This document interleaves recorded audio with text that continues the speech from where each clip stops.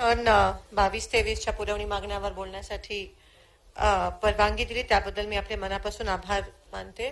अध्यक्ष महोदय, इथे वेळेअभावी मी काही मतदारसंघाशी निगडीत असलेले ठराविक प्रश्नच मांडत आहे, ठराविक मुद्देच उपस्थित करत आहे. अध्यक्ष महोदय, सोलापूर शहरामध्ये खूप मोठ्या प्रमाणात पाण्याची टंचाई आहे आणि असं असताना एकच पाईपलाईन असताना उजनी धरणापासून ते सोलापूर शहरापर्यंत गेले 35 वर्षात एकच पाईपलाईन आहे. दुहेरी पाईपलाईन जी आम्ही एनटीपीसी मधून घेणार होतो त्या पाईपलाईनचं काम गेले 5-6 वर्ष रखडले. आदरणीय सुभाष देशमुखजी ह्या मतदारसंघाचे पालकमंत्री राहून गेले, त्यांना ह्याची माहिती आहे, अजितदादांना देखील आहे. त्या पाईपलाईनचं काम सुरू असताना मक्तेदार हा कोर्टात गेला. अनेकदा त्याचे जे टेंडर प्रक्रिया आहे ती रिटेंडर करण्यात आली. हा मागे कोणत्या प्रकारचं टक्केवारीचं राजकारण आहे का, हा मनात प्रश्न उद्भवतोय. आणि आता सोलापूर शहरात पाणी अजिबात एक थेंब पण मिळत नाहीये. अतिशय चांगली ही योजना होती दुहेरी पाईपलाईनची, ती आता रखडली आहे कारण मक्तेदार कोर्टात गेला. कोर्टाकडून कोणत्याही प्रकारची स्थगिती नसताना देखील या स्मार्ट सिटीचे जे अधिकारी आहेत त्यांनी हे काम थांबवलंय आणि आज त्यांच्या हलगर्जीपणामुळे सोलापूर शहराला पाणी मिळत नाही. ही नुकतीच घडलेली गोष्ट आहे. काम चालू असताना हे कोणते अधिकारी करत आहेत ह्यावर सक्त कारवाई झाली पाहिजे. आणि त्या दुहेरी पाईपलाईनचं सोलापूर शहराच्या लोकांना अजून एक दिवस पण वेठीस न धरता त्या दुहेरी पाईपलाईनचं काम लवकरात लवकर सुरू झालं पाहिजे. अध्यक्ष महोदय, खरं तर ही स्मार्ट सिटीची योजनेवर प्रश्नचिन्ह खूप उद्भवले, कारण त्या स्मार्ट सिटी म्हणतात पण तो एबीडी झोन जो आहे तो फक्त शहरात जिथे स्मार्ट सिटीची योजना राबवायला पाहिजे तिथे योजना राबवली जात नाहीये आणि हा फुल अतिशय कॉन्सन्ट्रेटेड आहे. त्याच्यामध्ये स्मार्ट सिटीच्या माध्यमातून कामं करतात, ड्रेनेजची कामं करतात, पण नंतर रस्ता करणं त्या कॉन्ट्रॅक्टमध्ये लिहिलं नसतं आणि म्हणून एकंदरीत शहराची अवस्था खूप वाईट झाली आहे. ह्या स्मार्ट सिटीमुळे काउंटर प्रोडक्टिव्ह झालंय. त्याच्याशीच निगडीत जी अमृत योजना आहे केंद्र शासनाची, त्यामुळे सोलापूर शहरात अनेक झोपडपट्ट्या आहेत जिथे आमचे बीडी कामगार राहतात, यंत्रमाग कामगार राहतात, हातावरती पोट असणारे अनेक हा कामगार वर्ग जो आहे तो सोलापुरात खूप मोठ्या प्रमाणात आहे. आणि तिथे अचानक अमृत योजना असायला पाहिजे म्हणून नळाचे कनेक्शन कट करायचं ठरवलं महापालिकेच्या अधिकाऱ्यांनी. तुम्हाला अधिकृत अनधिकृत नळाचं कनेक्शन कट करायचं तर करा, पण ते झोपडपट्टी धारकांना कमीत कमी नोटीस तर बजवा. आणि नोटीस जर बजवायची असेल तर कुठेतरी कचरा कुंडीवर जाऊन ती नोटीस लावतात. ह्याबद्दल कोणालाही माहिती नसतं. ऐन सणात दसरा दिवाळीत ह्या नोटिसेस लावण्यात आला की तुमच्या नळाचे कनेक्शन कट करतोय. आम्हाला त्याचा विरोध नाहीये, पण तुम्ही कट करायच्या आधी पर्याय योजना काय आहे तुमच्या पाण्यासाठी त्याची तरी माहिती तुम्ही द्यायला पाहिजे ह्या लोकांना. तुम्ही 5 जणांमध्ये जर एक नळ घेणार असाल तर त्याचे जे हप्ते असतात ते तुम्ही कसे भरणार आहात.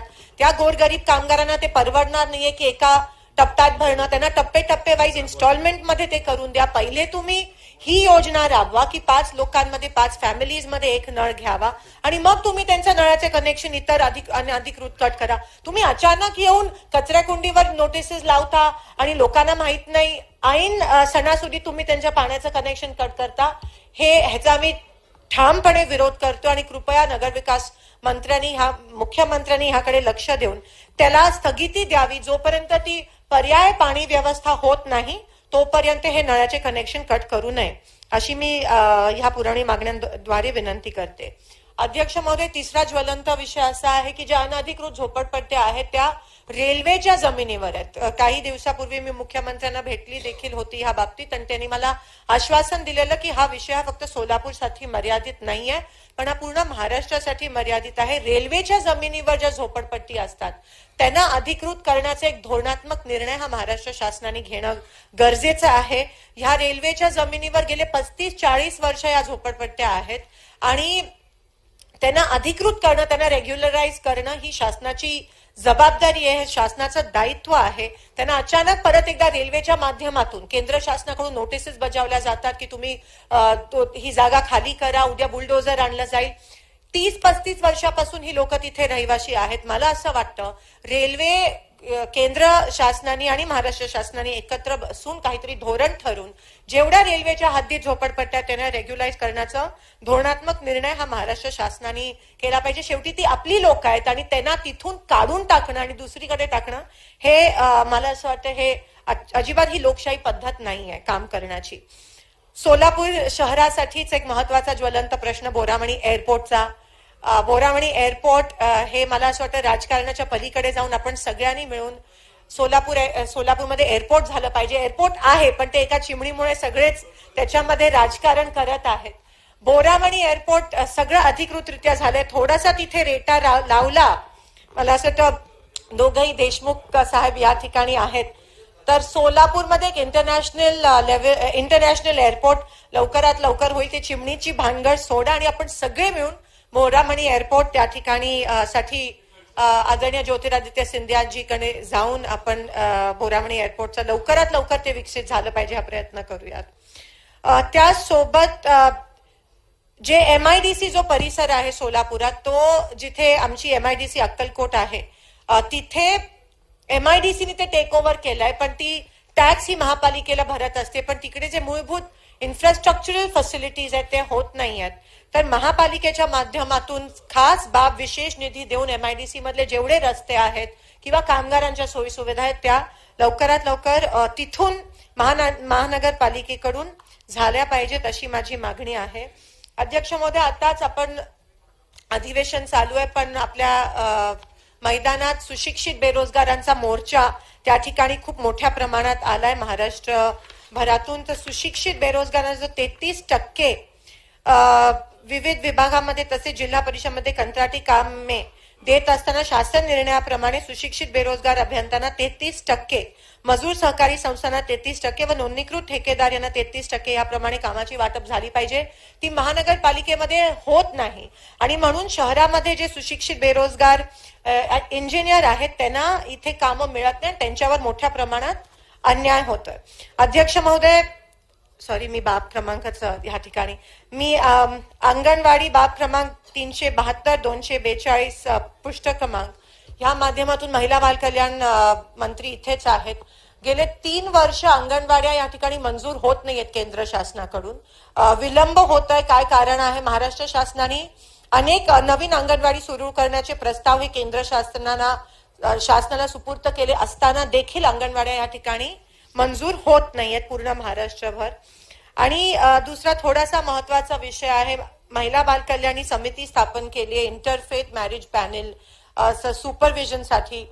लोधा जी, मैं आपसे हाथ जोड़ के विनती करती हूँ कि ये जो पैनल है मुझे ये डर है कि ये प्राइवेसी इंट्रूजन होने वाला है. आपने इंटरकास्ट ड्रॉप किया, उसकी वजह क्या है और आपने इंटरफेथ क्यों रखा?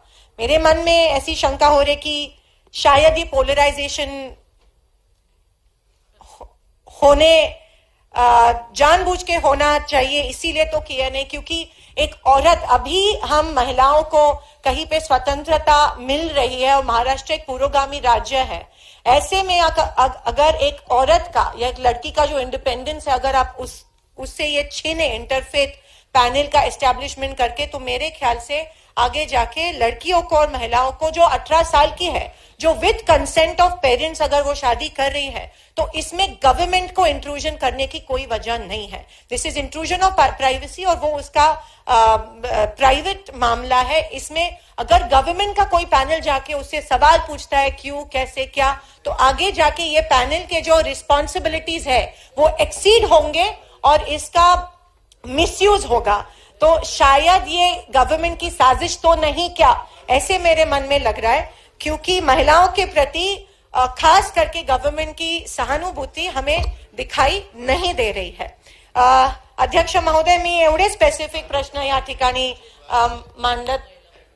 मांडत आहे आणि अर्थात मला असं वाटतं महिला मंत्री जर असत्या तर सहानुभूती थोडीशी ह्या बाबतीत इंटरफेथ पॅनल जे आहे मॅरेजेसचं त्या बाबतीत दाखवली असती. It is utmost intrusion of privacy of a female. आप कृपया इसमें राजकारण मत लाइए, इसमें सेंसिटिविटी आप लाइए और ये पैनल जो है वो बरखास्त कीजिए, ऐसी मेरी मांग है. अध्यक्ष महोदय, आपण मला बोलायला संधी दिली. मी ह्या पुरवणी मागण्याचं समर्थन करत नाहीये एवढं बोलते आणि इथेच थांबते. धन्यवाद.